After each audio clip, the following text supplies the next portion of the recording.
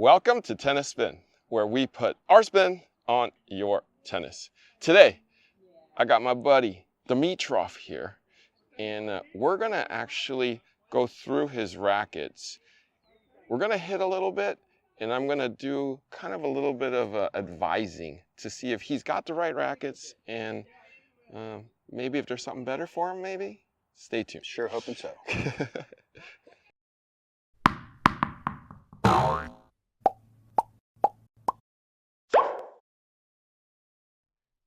Hey guys, do you need help organizing your tennis life?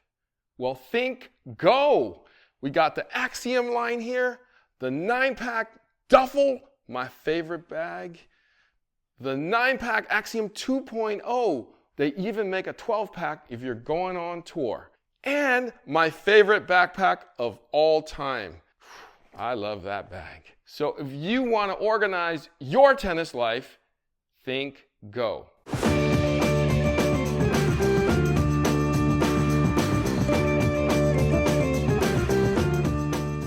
All right, so I call him Dimitrov, but his real name is Gregor.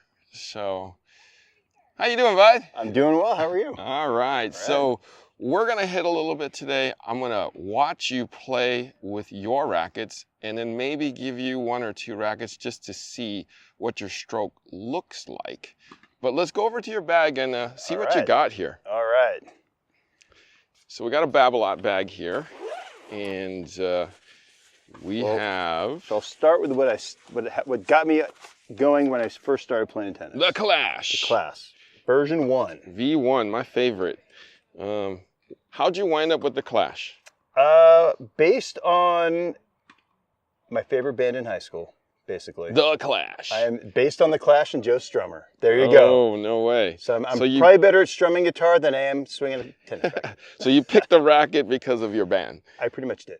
Okay. So there's the baseline we're working off of. So I have a funny story for you about the Clash. The first generation, which is this one, of the Clash Tour, the Clash actually filed suit against Wilson because you can't say Clash Tour because we're the Clash and we go on tour. And Wilson said, okay, fine. It'll be Clash Pro now. Okay. That is quite funny. They haven't toured in 30 years. Joe Strummer passes away. Right. Maybe. It still don't matter. They're still legend. One day they may come back on tour with a kid or grandson. Oh yeah, this is true. This is true. That's a great story. Yeah. I think Wilson did a great job with the racket. Totally. Okay, so you've had that for 2 years? I have. That's as long as I've been playing, and it's done right by me. Just trying to tinker right, trying to say, okay, what with an uneducated guess, how can I have less mishits? Maybe a larger head size. Everybody thinks that. See. So this is a 104 on a 10-2 unstrung, probably looking at about 10-7, 10-8. This is a girl's racket. Yeah, just kidding. Whatever. But I would say more women buy it than men's, though. Okay. And you haven't even seen me hit yet. But anyways, I digress. But it's everybody thinks like that, though. I need a bigger racket, so I have a bigger sweet spot. 4 square inches, 100 square inches. How much bigger is that? I would say, from a sweet spot standpoint, not much. Not much. You might have gained a millimeter there. And I don't think it is has as hit as I had hoped or expected. So which is why I should probably not try to. I should get some. You want to get away from this already. I see you. So the one thing good about this racket is that there is weight towards the head. You can immediately feel that. I mean, pick this one up. Pick that one up. There's immediate differences, like switch hands. Yeah, this you can feel it drop. This one is pretty kind of neutral, let's say. So that actually helps your finish. It helps get through the strike zone and helps you finish.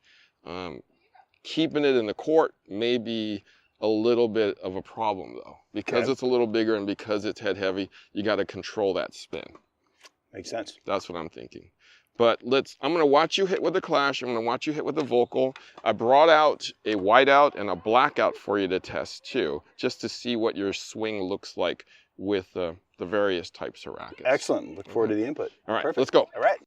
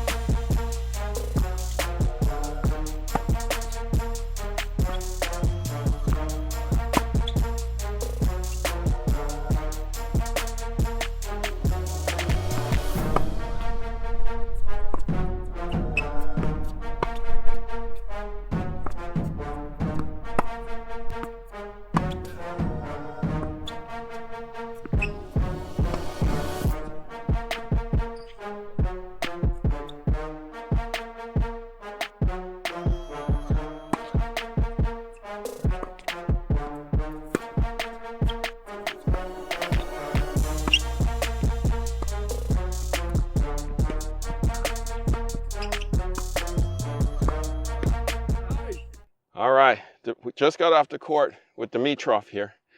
You ain't bad, man. You ain't bad at all. I mean, the one thing that I have to give you something on is a lot of people, when I go out to hit with them on the first time, they try to blast the pal by me on the first, like they try to out hit me, and I'm like, we're just hitting. So I knew not to go there with you. Thank you, I appreciate that. It's always a good experience and lesson, just getting hit, taking ground strokes. Yeah, because we don't need to blast it past people. We just want to keep it in play, because the last ball that's in play wins, right? We have to think about that. But you're very consistent. You keep the ball in play. I mean, right when we got off the court, I was like, you're going to be a 4-0 in no time if you keep this up. And just technique. Just get out of your own mind a little bit. Just let loose a little bit. I mean, the one thing that I kept saying is loose grip, loose grip, loose grip, because everybody likes to, muscle the racket, and just death grip it. Whenever you loose gripped it and you kind of dropped into where the head should be and you swiped across with a little bit of speed, you were great. I mean, the one thing that I was watching was when I pulled you out wide on that forehand, you actually did it perfectly. You gave yourself room on the forehand. You went back. You went around that ball. You went from like 4 o'clock to 10 o'clock, which is what you should do, right around that ball. Nice. And then you hit it cross court back to me. But when I hit it to you, you kind of chicken winged it though. You kind of did this thing like it was attached to you. I could not break that habit. You kept saying extend out. Yeah. And if you moved me, I would room. And it felt like I get better top spin. Right. Better pace on the ball. And if I chicken winged it, I'm just tight. Right. So it's just all clunky. Because when it was in here, you even gripped it tighter, and it was definitely hard to kind of do that, to kind of let loose on it, right? But let's talk about these rackets. Your Clash, you hit fine with it. You hit great with it. What did it feel like to you today? It felt like I had good topspin, good control. It felt like good pace. Control, I think, would be the main thing. Okay. Right. So at the end there, we went back to the Clash, and I said, take the dampener off. How did it feel with the dampener off? I felt like it had more pop. Yeah. It did. Right? I felt like it had more pop. It's a sound thing, and it's allowing the vibration to come to your hand so that you know when you hit it flushed. Nice. Right? So, yeah. You put that thing in there, you're like, where am I hitting on the face? Yeah. Am I hitting it in the right spot? You know? So, and it's a sound thing too. When you hit it flush, it goes whop. When you hit it wrong, it goes whack. You know. I got those. So yeah, so that's why I don't like dampeners, because I want the feedback, right? Nice. And then you get what you're feeling is the fullness of the strings too, like and then and then when it leaves, what you're feeling is that's the vibration, but that's also feel. I would say it kind of creates a good habit, right? You find know that spot. You want to hit it flushed. Nice. Okay? All right. So I would say no on this.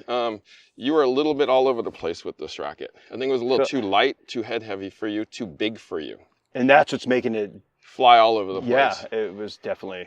Yeah. How did it feel in your hand though? I felt it felt too light almost. Felt like it was just kind of like all over the place. I felt like I could again just. And you don't need a 104. You ain't that old yet.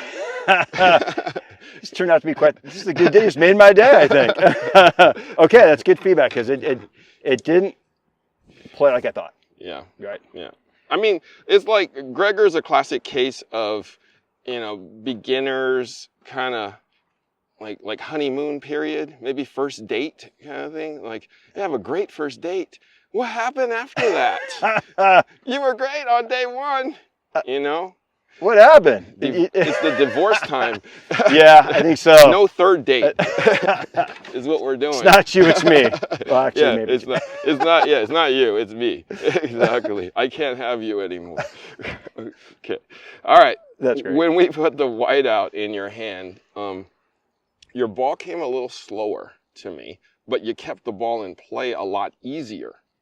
So my guess is, once you get adjusted to a racket like this, and once you figure out, I got to hit it like here and drive through it, you'll get that power. But until then, your balls are going to be a little shorter, and it's not going to be as deep and not as penetrating.